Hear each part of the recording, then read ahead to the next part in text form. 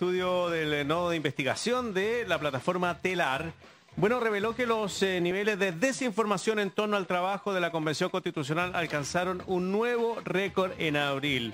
Para hablar de esto estamos con Marcelo Santos, coordinador del laboratorio multimodal, plataforma Telar y colaborador del Instituto Milenio Fundamentos de los Datos. Marcelo, bienvenido, ¿cómo estás? Bienvenido dos veces. ¿Cómo le va?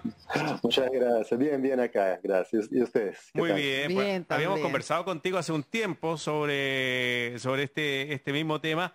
¿Qué significa que en abril haya alcanzado un nuevo récord el tema de la desinformación sobre la Convención Constitucional? Bueno, parece haber una tendencia, desafortunadamente, ¿no? Lo cual no nos sorprende. Ya, bueno, siempre vengo acá para hablar de temas malos en política, pero sí, parece que hay una tendencia, así que hay que poner ojo. Oye, y esa tendencia, porque la desinformación puede ser muy amplia, muy distinta, muy diversa. La tendencia de la desinformación que aquí tenemos problemas con... Ahí, no, ahí sí, ahí nos recuperaste. Sí. Sí, La tendencia de la desinformación tiene características. sí, tiene características. De hecho, ese fue un poco el gran propósito de ese estudio que hicimos, fue caracterizar esa palabra que tú usas, ¿no? Caracterizar la desinformación, porque no es que hay una desinformación favorable, otra contraria a la convención, ¿no? Hay, cuando miramos, por ejemplo, la valencia, digamos, ¿no? Casi todas son desfavorables a la convención. Entonces uno no puede dejar de pensar que hay, digamos, una tendencia, digamos, antidemocrática en ciertos sectores del rechazo, digamos, ¿no? Y además también tienen temas que predominan, ¿no? Vimos que sobre todo en el periodo anterior a la finalización del texto de la convención, mucho ataque personal a los miembros de la convención en vez de ataques sustantivos, ¿no? Son más bien como fulano es no sé qué, ciclano no sé Pero cuánto. además era mentira. Cuando hablamos de desinformación, Además, mentira. mentira, ya. O sea, Exacto. se crean noticias, o sea, se Es crean mentira. desinformación en torno a Claro. los constituyentes en la primera etapa. ¿Y en la segunda se vio también respecto de los temas? Yo creo que va a ser una tendencia ahora, ¿no? O sea, desde la cuestión del retiro a AFP, por ejemplo, entonces con mi plata no, y toda esa cuestión, entonces empieza a aparecer ahí, digamos, desinformación más programática, digamos, ¿no? Para ponerle en esos términos. Pues en el momento que no había algo concreto con que criticar, se critica de forma personalizada, ¿no? A partir de los prejuicios, a partir de estereotipos, a partir de mentiras, ¿no?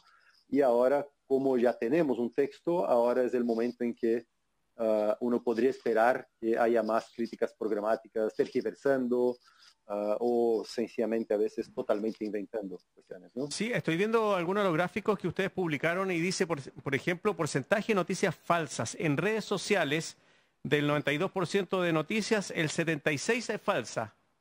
Y a través Totalmente falso. totalmente Uh-huh. falsa, y a través de figuras políticas, o sea, gente que está ahí parada, que habla a un micrófono, que representa algún partido político, el 50% miente de lo que aparece en la constituyente. Eso es Sí. realmente preocupante. Sí, bueno, de ahí el valor del trabajo de verificación que hacen ciertos medios, ¿no? Porque mientras más se verifique y se difunda la verificación, mayor es el incentivo para que personas, figuras públicas, ¿no? Como en el caso de esa fiesta en el En el sur, que había sur, en convencionales Concepción. desnudos en la piscina, sí. Mm. Entonces, como, esta fue por un personero, ¿no? Una persona, una figura pública. Y mientras más haya verificación, menos estímulo tiene, ¿no? Más estímulo negativo, va a tener más cuidado, porque sabe que también su propia reputación puede quedar afectada, ¿no? Oye, Por eso es más habitual que mm. la desinformación aparezca en personas anónimas, en usuarios poco importantes, ¿no?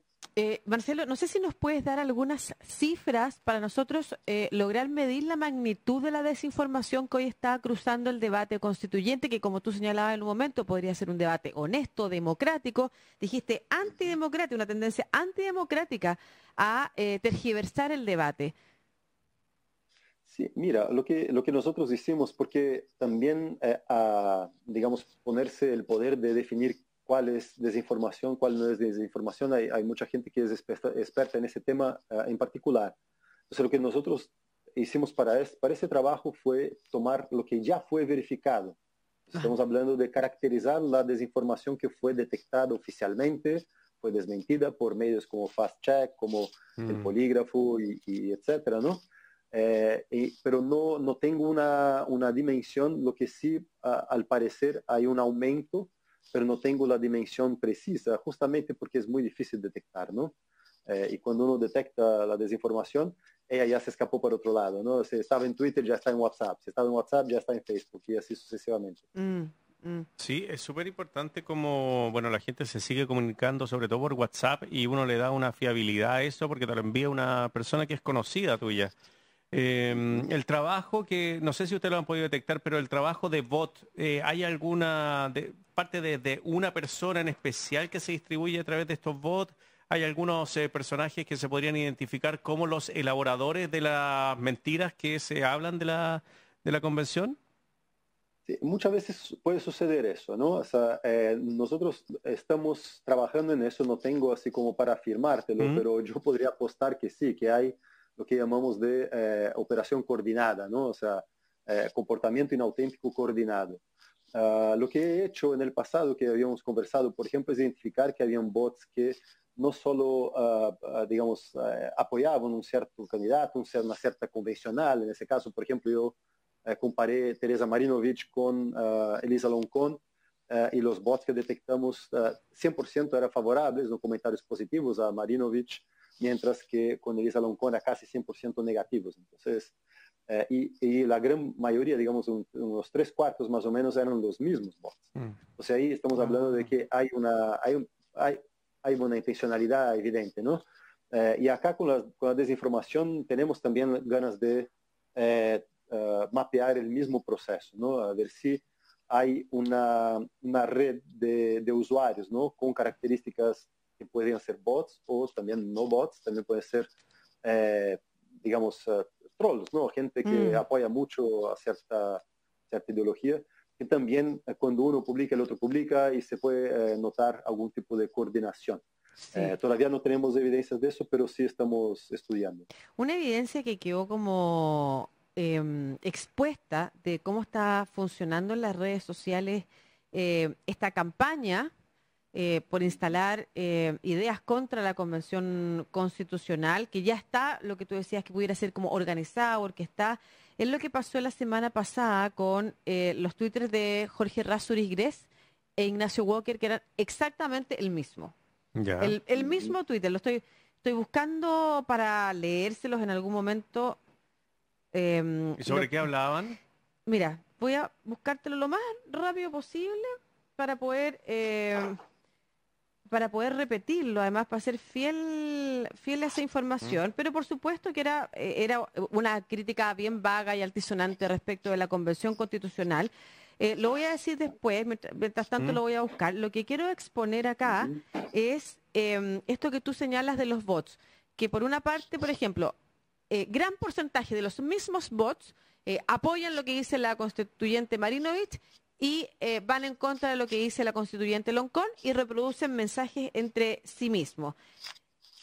¿Es entonces posible decir que hay una campaña operando articuladamente y coordinada respecto de el rechazo o la desacreditación de la convención o de sus convencionales? Mira, esas son inferencias. Yo no te podría, digamos, como hacer una queja criminal porque no creo que sea evidencia suficiente. Para tener este tipo de evidencia, lo que hacemos es mandar denuncias a Twitter, ¿no? Y Twitter tiene una posibilidad que nosotros no tenemos, que es mapear geográficamente. Entonces, a partir del momento que tú tienes una red de usuarios que tiene un comportamiento automatizado y está en la misma dirección, ¿no? Porque por Internet uno tiene cómo identificar eso, ¿no? La IP, desde donde salen los mensajes. Twitter tiene acceso a eso, yo no. Entonces Twitter puede decir, mira, hay 100 usuarios que operan más o menos de forma parecida, con un comportamiento automatizado y que están en una misma dirección. Eso significa que hay, digamos, una agencia de marketing, un bot farm, que decimos, ¿no? Una hacienda una parcelita ahí con los bots, ¿no? y eso sería, ahí ya sería más fácil de conseguir que Twitter los bajara, por ejemplo, ¿no? Ya. Pero porque eso es ilegal, perdón, eso se puede denunciar. Yo no sé qué parte es ilegal de... No es ilegal en la perspectiva criminal, digamos, no Ajá. es algo que tú puedes meter la persona que está detrás de eso a la cárcel. Lo que puedes hacer es Twitter bajar los usuarios, ¿no? Es como lo que pasó con Trump. Trump infringió las leyes incitando a la violencia y Twitter decidió bajar su cuenta. Es un poco parecido, no es la ley, es la ley interna de la empresa privada, lo cual también es una problemática, ¿no? La gobernanza de esas plataformas que tiene una importancia tan grande en la deliberación democrática, en la discusión pública, ¿no? Pero que están geridas por leyes internas, ¿no? Por leyes de la misma plataforma. Sí, Marcelo. Queda sujeto. Sí, ¿por qué se ataca personalmente a los constituyentes, crees tú? ¿Es una forma de dañar a la persona o es una forma de dañar al trabajo que podrían haber hecho la constituyente? Como desvalorizarlos. Sí, sí, buena tu pregunta. A mí me parece, a mí y a mucha gente, ¿no? Parece que hay un movimiento de polarización importante, ¿no? En la región, digamos, ¿no? No solo en Chile, en Brasil, en Perú, en Bolivia hemos visto también, ¿no? Para qué decir Venezuela hace mucho rato, ¿no? Que hay una polarización importante y hay ciertos grupos que pueden verse beneficiados de esta polarización, sobre todo los grupos más radicales, ¿no? Y en ese caso estamos hablando de un radicalismo más vinculado a sectores conservadores en Chile que son contrarios a la convención. Y ese tipo de perfil no es muy difícil cuando hay incertidumbre. El proceso que estamos pasando es un proceso que trae incertidumbre, ¿no? Hicimos un otro análisis, una radiografía del rechazo en Twitter también, y aparece mucho las palabras relacionadas a dudas, a mentiras, a incertidumbre, ¿no? Y también es algo comprensible. Y cuando hay incertidumbre, es muy fácil hacer que la gente vuelva a sus emociones más primitivas, ¿no? Entonces, despertar el prejuicio contra alguien que tiene origen indígena, despertar el prejuicio con alguien que sea trans, y aprieta ese botoncito y funciona muy bien. Entonces, el mensaje muy superficial, ¿no? En contra de una persona que no es una crítica sustantiva al trabajo, pero ayuda a ponerlo en negativo, ¿no? Sí, Marcelo, en el inicio conversábamos sobre toda esta difamación y mentiras que se habían levantado en contra de tanto de los constituyentes como de lo que se discutía en la convención, en las comisiones. Ahora que está escrita, que tenemos 499 artículos, que todos podemos leerlos, todos podemos interpretar, y lo conversábamos ayer con Lucía, ¿será más difícil levantar falsedades, levantar mentiras de un texto que ya podemos conocer todos? Yo diría que no, que sí, que es más difícil. No, levantar falsedades no, yo creo que es más fácil negarlas, ¿no? Pero como habrán visto en otras situaciones, ¿no? El texto jurídico también es pasible de interpretación. Sí, y está lleno digamos, desinformación, no en el sentido total. Quizás lo que cambie en las gráficas que ustedes vieron, que hay noticia totalmente falsa y noticia parcialmente, digamos, misleading, así como claro, que es como engañosa, ¿no? Es probable que aparezca más información engañosa que totalmente inverídica, porque lo totalmente inverídico es más fácil de... Ahora hay un documento, un lugar donde buscar, no tengo que buscar en el sitio de la convención, en la nota de prensa de Radio Usach, no sé dónde está esa información, sino que hay un solo lugar que es un documento y es botar una búsqueda y chao. Es más fácil digamos, de negar una falsedad total, pero descontextualizar o tergiversar el contenido, eso probablemente es algo que vamos a ver bastante. Claro. Sí, sobre la pregunta que hizo Marcelo en antes, respecto de que se gana como imputando a los o las convencionales, yo no sé si ustedes tienen datos, pero al menos la plataforma Mujeres y Política ha trabajado bastante respecto de la violencia que reciben las mujeres convencionales, que en algún momento pudiera ser mayor que la que reciben los hombres convencionales. Entonces es una cosa que tiene que ver con el espacio público, con el uso de la voz, con nuevas actrices que entran y con condenar la participación de las mujeres en política, que es algo que todavía forma parte de los sesgos conservadores. Pero por otro lado, buena parte de la campaña del rechazo que venimos escuchando o de la crítica a la convención tiene que ver con los convencionales, con atribuirle a los convencionales conductas erráticas, conductas equivocadas, conductas que no han contribuido a la paz. O sea, el último es Mario Desbordes hoy día, que dice que él vota rechazo porque los convencionales no cumplieron con la primera pega que se les encomendó, que era como generar este ambiente de paz, que es como una constitución transversal, que es como que de ellos fuera responsabilidad, cuando sabemos que en la misma convención hay gente que se opone al proceso permanentemente. Entonces, casi que se le pide un imposible, pero precisamente ahí, en la calidad de los convencionales, es donde está puesta buena propaganda del rechazo en este momento, más que en el trabajo mismo. ¿Cuán grave es, Marcelo, te quería preguntar, lo que estamos viendo hoy en procesos democráticos como el nuestro, como el Brexit, como Trump, la irrupción de las tecnologías y de las plataformas digitales en el debate democrático? Mira, yo creo que una característica que tú mencionas ahí que es súper relevante es todo el tema de la personalización de la política es un tema súper complicado porque tú, claro, tú pasas es toda una evasión de la discusión sustantiva, ¿no? Es lo que pasó con Trump, lo que pasó con Bolsonaro, son líderes populistas, carismáticos, ¿no? Que logran capturar la agenda con frases y temas de muy poca profundidad, ¿no? Y terminan capturando toda la discusión, ¿no?, pública. Entonces, al personalizar, otra vez, es evadir los temas de fondo. Y como te digo, ¿no? Digamos, en un momento en que hay un enfrentamiento entre, digamos, fuerzas más conservadoras que quieren un retroceso, ¿no?, versus las fuerzas más progresistas, hay una crisis del progresismo en Latinoamérica en general, ¿no?, que tuvo esa ola, ¿no?, en los últimos 10 años y que fue toda tomada por fuerzas conservadoras después. Entonces hay un enfrentamiento ahí y ese enfrentamiento, bueno, los miedos se activan.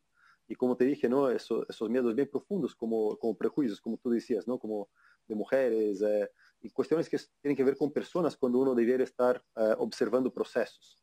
Ahora, evidentemente es mucho más difícil dar cuenta de procesos que dar cuenta de personas. Uno mira al espejo y ve una persona.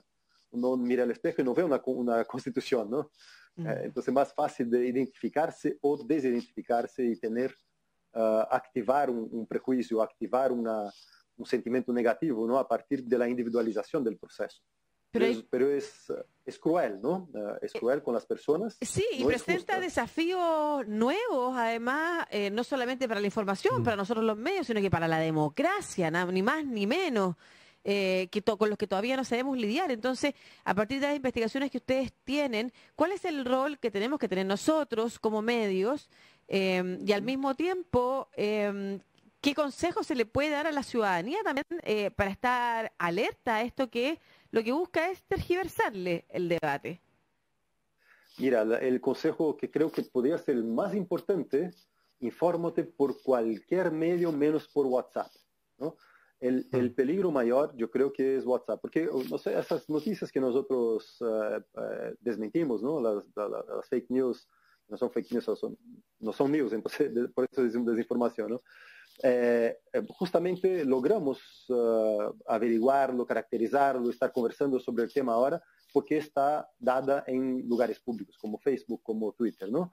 Claro. Por el otro lado, lo que circula por WhatsApp es más oculto. Entonces, mi primera recomendación es, si recibes algo por WhatsApp, ¿no?, que sea de una fuente fiable, ¿no?, que se produzca algún tipo de verificación y que no creas que es lo mismo, ¿no?, un video de YouTube que recibiste de una persona confiable que un contenido confiable que recibiste de un desconocido, ¿ya? Y ahí reside como el principal problema que enfrentamos nosotros, ¿no? Y yo, por ejemplo, monitoreé un poco la actividad de grupos de WhatsApp durante las elecciones y ahí aparece problemas súper graves, ¿no? Y en Brasil hemos sabido también, Bolsonaro tiene una máquina llamada el gabinete do ódio, ¿no?, en el cual hay la producción intencionada, masiva, que está siendo, digamos, condenada.